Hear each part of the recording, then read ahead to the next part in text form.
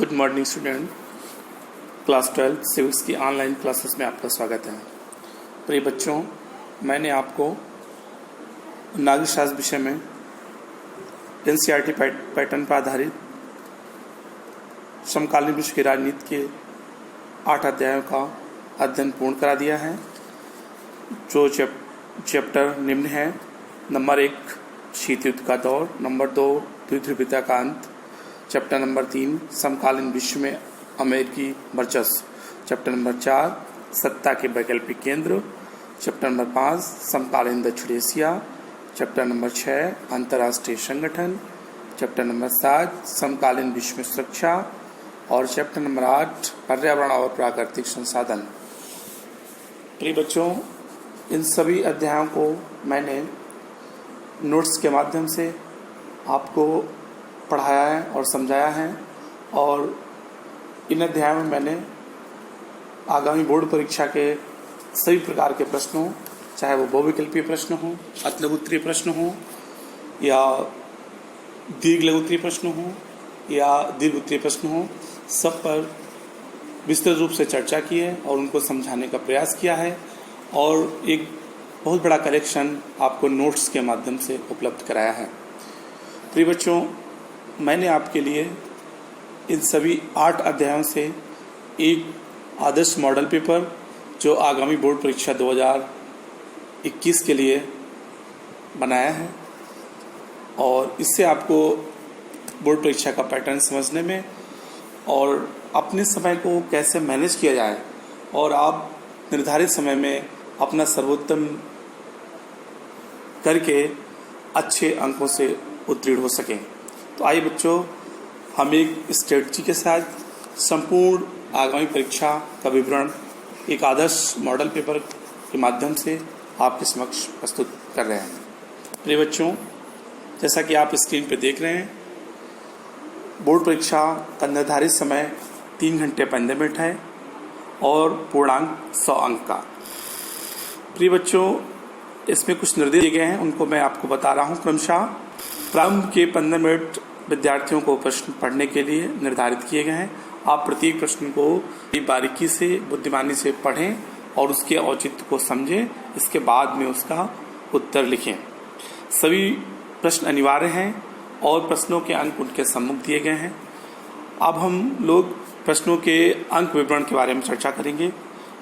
प्रिय बच्चों, प्रश्न संख्या 1 से 10 तक बहुविकल्पीय प्रश्न है और ये एक प्रश्न 1 अंक का है, अर्थात ये 10 अंक के प्रश्न पूछे आएंगे।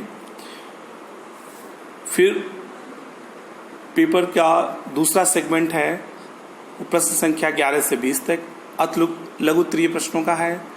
इसमें प्रत्येक प्रश्न 2 अंक का होगा और ये 10 प्रश्न पूछे आएंगे, अर्थात 2 × 10 = 20। ये 20 अंक के अतिलघुत्तरीय प्रश्न होंगे और इनका उत्तर हमें लगभग 10 शब्दों अर्थात एक वाक्य में देना है। नेक्स्ट सेक्शन है लघुत्तरीय प्रश्नों का।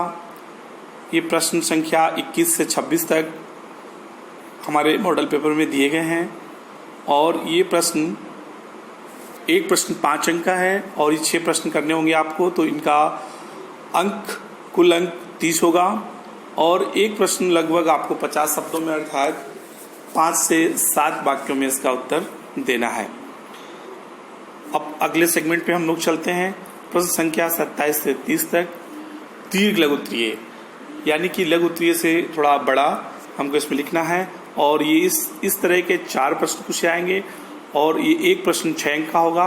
इस प्रकार ये दीर्घ लघुत्तरीय प्रश्नों का जो सेगमेंट है 24 अंक का होगा और इनकी शब्द सीमा 100 से 125 शब्द, अर्थात ये आपको 15 से 20 लाइनों में इसका उत्तर देना है।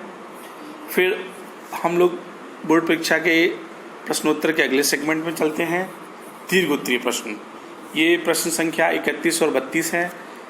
ये 8 अंक का एक प्रश्न है और बोर्ड परीक्षा में 2 अंक पूछे आएंगे और इनकी शब्द सीमा 250 शब्द, लगभग 250 शब्दों में इनका हमको उत्तर देना है। और हमको ये ध्यान रखना है कि प्रत्येक प्रश्न हमारे निर्धारित समय 3 घंटे 15 मिनट में पूर्ण हो जाए और हमको टाइम इस हिसाब से बनाया कि सभी प्रश्नों के उत्तर आप आसानी से और अच्छी राइटिंग में दे सकें। प्रिय बच्चों, अब हम लोग बहुविकल्पीय प्रश्नों की ओर चलते हैं और उनको समझने का प्रयास करते हैं कि बोर्ड परीक्षा में किस तरह के प्रश्न पूछे जाएंगे। पहला प्रश्न, निम्न में किस देश ने खुले द्वार या ओपन डोर पॉलिसी नीति को अपनाया था? इसमें 4 ऑप्शन दिए गए स्क्रीन पे।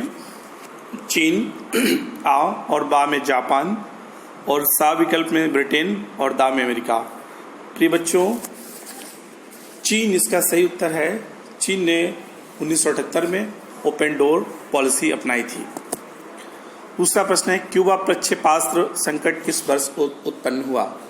प्रिय बच्चों, इसमें 4 विकल्प दिए गए हैं। वर्ष 1967, और इसका सेकेंड ऑप्शन 1971, और थर्ड ऑप्शन 1975 और फोर्थ ऑप्शन 1962। प्रिय बच्चों, क्यूबा मिसाइल संकट 1962 में उत्पन्न हुआ था। प्रश्न नंबर 3, वार्सा संधि कब हुई? प्रिय बच्चों, वार्सा संधि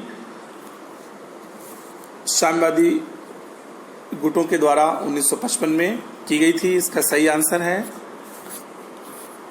प्रिय बच्चों, अब हम लोग प्रश्न संख्या 4 की ओर चलते हैं। प्रथम गुट निरपेक्ष सम्मेलन बेलग्रेड में किस सन में हुआ था? प्रिय बच्चों, इसका सही उत्तर है 1961। आप देख रहे होंगे स्क्रीन पे, ये मैंने रेड से बॉक्स बना रखा है, इसका सही आंसर है। अगला प्रश्न, सोवियत संघ के विघटन के लिए किस नेता को जिम्मेदार माना गया है? सोवियत संघ के विघटन के लिए मिखाइल गोर्बाचोव को जिम्मेदार माना गया है। प्रश्न संख्या 6, एक ध्रुवीय शक्ति के रूप में अमेरिकी वर्चस्व की शुरुआत कब हुई? इसका सही उत्तर है वर्ष 1991 में। प्रश्न संख्या 7, हेगमनी शब्द की जड़ें हैं। इसके 4 ऑप्शन दिए गए हैं। प्राचीन यूनान में, अमेरिका में, चीन में और जापान में। इसका सही उत्तर है प्राचीन यूनान में। प्रिय बच्चों, हेगमनी का अर्थ होता है वर्चस्व और वर्तमान में इसका अर्थ संयुक्त राज्य अमेरिका से लिया जाता है।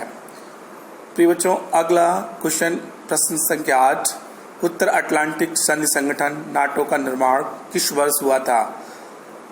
इसका सही आंसर है वर्ष 1949 में नाटो का निर्माण हुआ था। सार्क का गठन कब किया गया? सार्क का गठन, प्रश्न नंबर 9, सार्क का गठन 1985 में किया गया। SAARC South Asian Association for Regional Cooperation, ये दक्षिण एशिया देशों का एक संगठन है और इसका गठन वर्ष 1985 में हुआ था।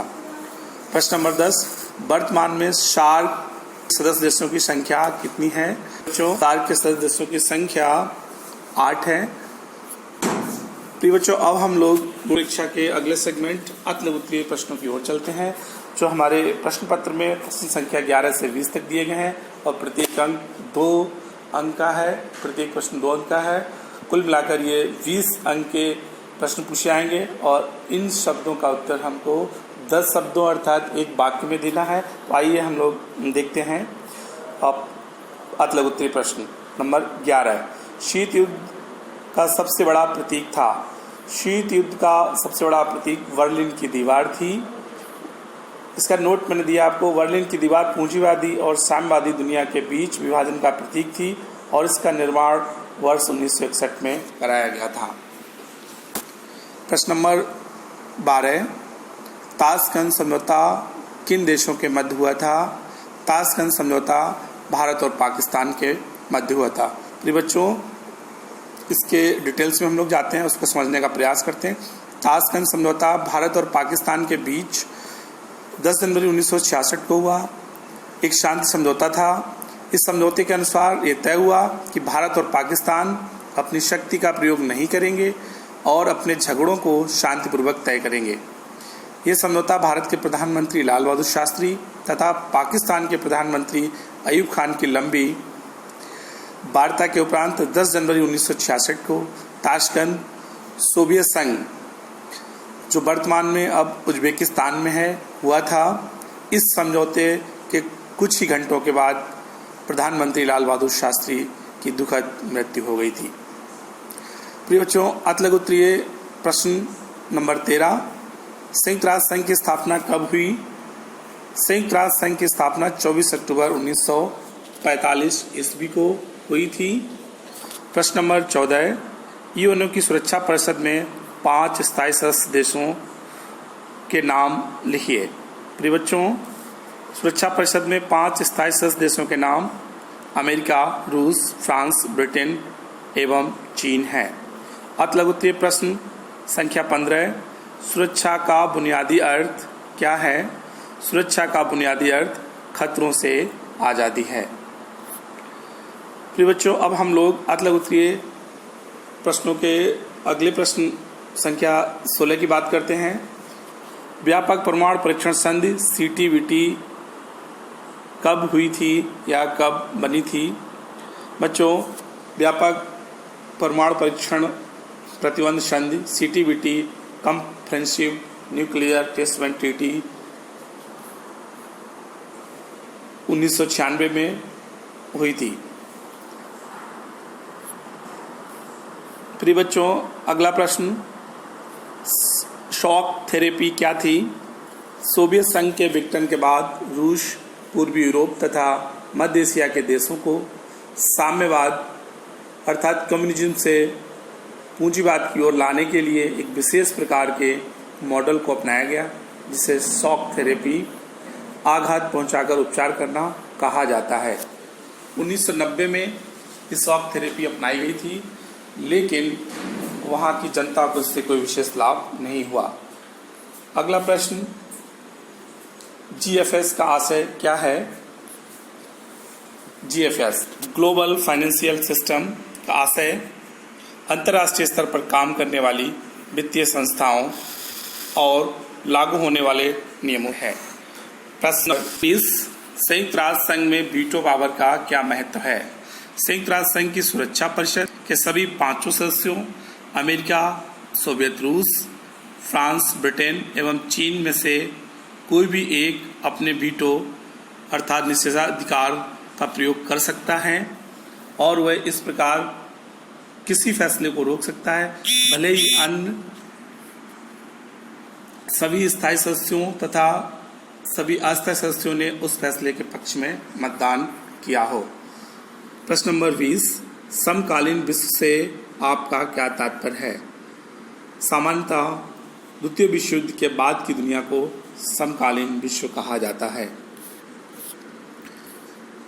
प्रिय बच्चों, अब ये अतिलघुत्तरीय प्रश्नों का सेगमेंट भी पूर्ण हो गया है।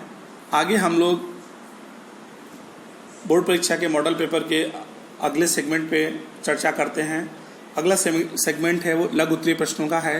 ये प्रश्न संख्या 21 से 26 तक आपके स्क्रीन पर दिखाई दे रहे हैं और ये एक प्रश्न 5 अंक का है और ये 6 प्रश्न पूछे जाएंगे और इनकी शब्द सीमा लगभग 50 शब्द है, अर्थात इनको 5 से 8 लाइनों में इसका उत्तर देना है। तो मैंने जो आपको 8 अध्याय चैप्टर पढ़ाए हैं, जिनके नोट्स आपको उपलब्ध कराए हैं, उन्हीं से प्रश्न पूछे हैं और इन प्रश्नों के उत्तर आप स्वयं अपने फेयर कॉपी पे लिखकर मुझे व्हाट्सएप के ग्रुप में चेक कराएंगे। इन प्रश्नों को हम क्रमशः आगे पढ़ते हैं। प्रश्न नंबर 21, सुरक्षा परिषद के कार्यों का उल्लेख कीजिए। इस प्रश्न को आपको लिखना है। प्रश्न नंबर 22, नव अंतर्राष्ट्रीय आर्थिक व्यवस्था पर संक्षिप्त टिप्पणी लिखिए। प्रश्न नंबर 23, क्योटो प्रोटोकॉल के विषय में आप क्या जानते हैं? प्रश्न नंबर 24, भारत के नागरिक के रूप में सुरक्षा परिषद में भारत की स्थायी सदस्यता के पक्ष में आप समर्थन कैसे करेंगे और अपने प्रस्ताव का औचित्य सिद्ध करें। प्रश्न नंबर 25, शिमला समझौते पर एक टिप्पणी लिखिए। प्रश्न नंबर 26, आसियान का गठन कब हुआ और उसके प्रमुख उद्देश्यों को बताइए। प्रिय बच्चों, अब ये लघु उत्तरीय प्रश्नों का सेगमेंट भी पूरा हो गया। अब हम लोग बोर्ड परीक्षा के मॉडल पेपर के अगले सेगमेंट पे चर्चा करेंगे। ये है दीर्घ लघु उत्तरीय प्रश्न, जो ये 4 प्रश्न पूछे जाएंगे और प्रत्येक प्रश्न 6 अंक का होगा, अर्थात कुल ये 24 अंक के प्रश्न पूछे जाएंगे और इनका उत्तर हम लोगों को 100 से 125 शब्दों की सीमा के अंदर ही देना है, अर्थात ये 20 से 25 वाक्यों में इसका उत्तर देना है। तो इन प्रश्नों को हम लोग देखते हैं। प्रश्न नंबर 27, गुटनिरपेक्ष आंदोलन के सार तत्व की व्याख्या कीजिए। गुटनिरपेक्ष आंदोलन के सार तत्व लिखने हैं आपको। और प्रश्न नंबर 28, सोवियत संघ के विघटन के प्रमुख कारण बताइए। तो सोवियत संघ का विघटन 1991 में हुआ, उसके प्रमुख कारण क्या क्या रहे हैं, इसके बारे में आपको बिंदुवार चर्चा करनी है। अगला प्रश्न, पाकिस्तान के लोकतंत्र में कौन कौन सी कठिनाई है। अभी तक जब से पाकिस्तान 14 अगस्त 1947 से आज़ाद हुआ, वहाँ पे लोकतंत्र स्थायी नहीं हो सका है, इस्टेब्लिश नहीं हो चुका है। वहाँ की सेना, वहाँ के अभिजन वर्ग, वो लोग देश की लोकतांत्रिक संस्थाओं को कमजोर करने का निरंतर काम करते हैं। इसके बारे में आप बिंदुवार इस प्रश्न का उत्तर लिखेंगे। प्रश्न नंबर 30, दक्षेस की पृष्ठभूमि एवं इसकी स्थापना के लिए प्रयासों का वर्णन कीजिए। तो बच्चों, इसमें दक्षिण एशिया के सभी देशों, सार्क के सभी कंट्रीज का वर्णन करना है और उसने इसकी स्थापना के क्या उद्देश्य थे, उनको कहाँ तक पूरा किया है, इनका भी आपको विवरण देना है। अब हम लोग बोर्ड परीक्षा के प्रश्नों का जो हमारा प्रकार है उसके अंतिम प्रकार की ओर चलेंगे। दीर्घ उत्तरीय प्रश्नों की चर्चा करेंगे। हम लोगों को इस आगामी बोर्ड परीक्षा में 2 दीर्घ प्रश्नों के उत्तर देने हैं और वो 8-8 अंक के होंगे, यानी कि एक प्रश्न 8 अंक का होगा, 2 प्रश्न अर्थात 16 अंक के प्रश्नों का उत्तर दीर्घ उत्तरीय प्रश्नों के माध्यम देना है और इनकी शब्द सीमा 200 शब्द है। तो बच्चों, ये 2 प्रश्न आपकी स्क्रीन पे हैं। आसियान की स्थापना कब की गई थी, आसियान शैली क्या है तथा आसियान शैली की उपलब्धियों की आलोचनात्मक व्याख्या कीजिए।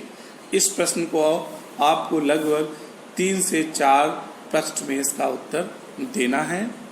और अगला और अंतिम प्रश्न संख्या 32 संयुक्त राष्ट्र संघ का गठन कब हुआ, इसकी संरचना एवं इसके उद्देश्यों को बताइए।